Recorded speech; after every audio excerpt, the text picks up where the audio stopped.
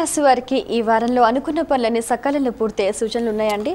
తప్పకుండా 4 గ్రహాలు రక్షిస్తున్నాయి. ప్రధానంగా దశమస్థ రాహువు, పంచమ శుక్రుడు, షష్ఠోపజయగతుడైనటువంటి బుద్ధి బలాన్ని ప్రసాదిస్తున్నటువంటి బుధుడు, అలాగే లాభ చంద్రుడు.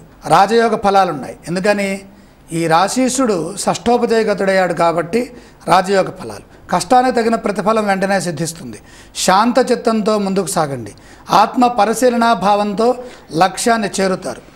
ఏం చేస్తున్నానో, ఏం చేయాలి, అసలు చేయవలసినటువంటి అవసరం ఉందా, ప్రయత్నం చేయకుండానే పనులు అవుతాయా, చేస్తే ప్రయత్నం ఎంత చేయాలి, ఈ విచక్షణతో కూడినటువంటి వివేకంతో ఆలోచన సరళి ఉండాలి.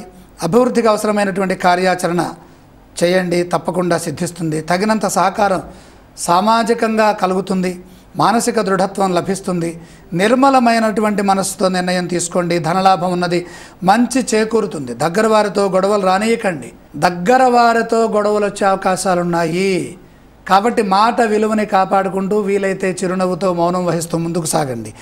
అవగాహన సామర్థ్యంతో ఆనందం కలుగుతుంది. కొందరికి మేలు చేస్తారు, అపోహలు తొలగుతాయి. కుటుంబ సభ్యుల ప్రమేయంతో కీర్తి లభిస్తుంది. వాహన సౌఖ్యం చేకూరుతుంది. చేస్తున్న పనుల్లో నైపుణ్యంతో పురోగతి సిద్ధిస్తుంది. కన్యా రాశి వారు పఠించవలసిన స్తోత్రాలు ఏమండి? లలితామాతని స్మరించండి. ఆలయ సందర్శన క్రమంలో ఏ దేవీ దేవతలను దర్శిస్తే మంచిదంటారు? లలితా అమ్మవారి యొక్క సందర్శనం వల్ల ఆనందం మరింతగా పెరుగుతుంది. ఈ రాశి వారు చేయవలసిన దానాలు ఏవండి? ఇక్కడ అష్టమ కుజదోషం సంచరిస్తోంది. ప్రయాణాల్లో ఇబ్బందులు ఉండకుండా ఉండాలి అంటే వెంటనే కందులు దానం చేయండి. కన్యా రాశి వారికి సంబంధించి ఈ వారంలో 4 గ్రహాలు విశేషంగా అనుకూలిస్తున్నాయని, వీరికి రాజయోగం, ధనలాభం, అలాగే వాహన యోగం ఉందని కూడా సూచిస్తున్నారు. ప్రతి విషయంలో, ప్రతి సందర్భంలో కూడా ఆత్మ